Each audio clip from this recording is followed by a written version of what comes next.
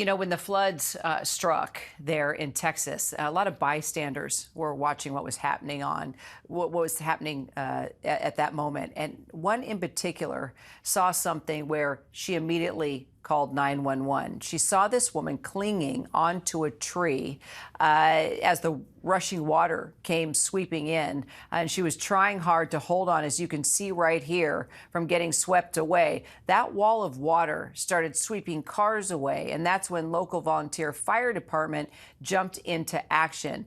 It's a pretty amazing video that you're watching right now. You can see the team responding to the scene with very limited equipment and doing whatever it took to execute that rescue. And you can see how fast that water is rushing through. You can see the woman there, right there in the middle on her back. Fire Chief John Manera of the Wall, Texas Volunteer Fire Department, he was a part of that rescue team. He joins me now to talk about how they saved that woman's life.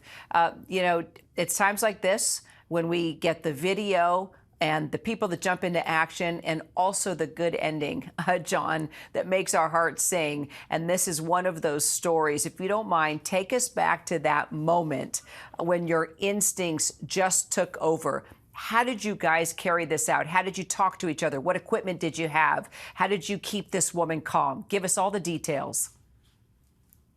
All right, and thank you so much for having me. First of all, I want to just give you a little bit of background. We had a rain that started on July 4th at just after midnight. And so it already has 7 hours of rain that had already been on the ground. So we had roads that were flooded. We had water flowing over roads. When we got this call, the call came in as we have a vehicle with possibly 2 people inside this vehicle that was swept off the road into a dry riverbed. And this car was floating downstream and just happened to come into a clump of trees to where the vehicle had stopped and was momentarily stationary at the time. When we received the call, we responded quickly. My first rescue team that arrived on scene, they talked to the bystanders that were there. And what the bystanders had told us was they were talking to this woman, and all of a sudden she stopped talking. So at that point, we had to make a decision to enter the water to get to her as soon as we could to find out if it's just 1 victim or 2 victims, and then what's the status of her. So my 2 guys, they donned the flotation devices, they grabbed ropes, they entered the water, they reached the victim, found her, made sure she was okay, she was alive. They pulled her up to safety, and we secured her until we could get her across the river safely. When my follow-on rescue teams arrived, they came, we started setting up a rescue rope system to where we could get them across the river safely, both the victim and also my rescuers. We did confirm we only had 1 victim, which was good. And that's what we wanted to make sure we only had 1 and not 2. So with the help of not just my firefighters, but we called in additional resources. We called in Doe Creek Volunteer Fire Department to help us with this. I had law enforcement on scene from our Tom Green County Sheriff's Office. I had Texas Department of Public Safety, and also had Texas game wardens en route with the boat, so we could also be involved in this rescue.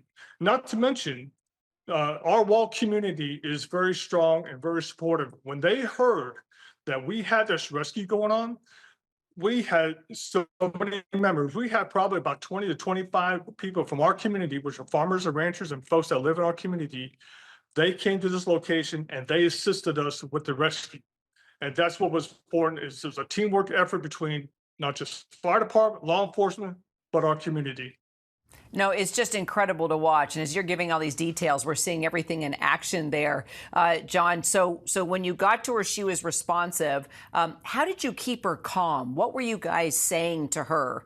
Because clearly that's a big part of being able to execute a good rescue, is just keeping the victim calm, getting them to do what you ask them to do. Because, when you're panicking, you don't always react in the ways that you need to in order for this to go down the right way. So tell us about the communication here.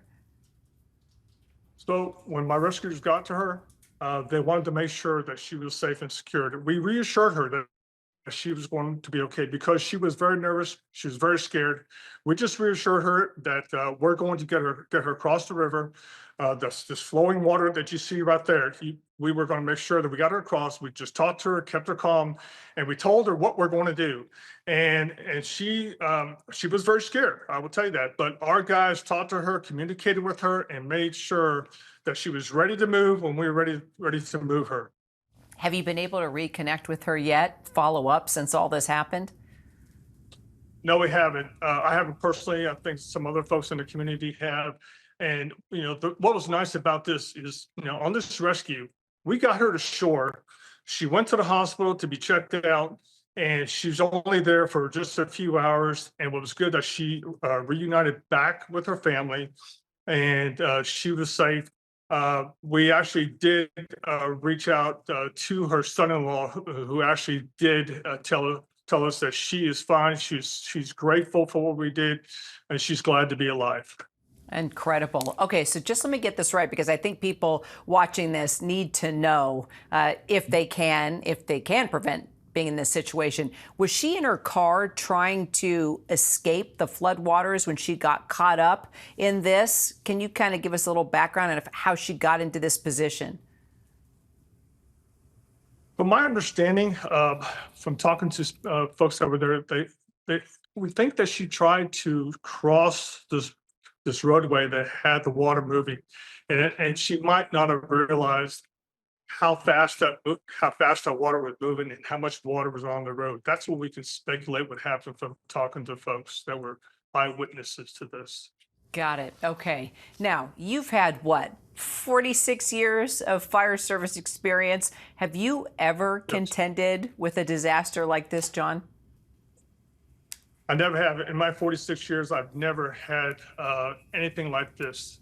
I can tell you with my background, I did 23 years as an active duty Air Force firefighter, and currently 23 years as a Department of Defense civilian firefighter. I've never encountered this type of rescue. I can tell you from my experience and my background and the knowledge and skills I have is, I contribute a lot of this to when I went through the fire academy. And at Goodfellow Air Force Base, we had the Lewis F. Garland Fire Academy, an outstanding fire academy, which teaches us to prepare for events like this. When you talk about your officer courses, your incident management courses, incident command system, it's all taught there. And a lot of us, we get the basics, and we get background, and we get experience just from the learning aspect, but also then applying this knowledge on skills and different types of events that we may encounter. So it really prepares us for this. So I could contribute that when it comes to this from the Air Force side, it was all part of my training as a Department of Defense firefighter. But then also I've taken a lot of the information, a lot of the things I have learned over my years, and I use it within my department here, Wall Volunteer Fire Department. We train twice a month. We train on incidents that we may encounter, and we also look at how we can do things better in the response to the members of our community. Well, it is incredible how you were able to take all that training and put it into a scenario that you've never experienced, and execution was flawless. John Manera, I want to point out it's the Wall, Texas Volunteer, very important word, fire department. It's incredible what you do and what you continue to do. John, thank you so much for your time. But thanks so much for having me.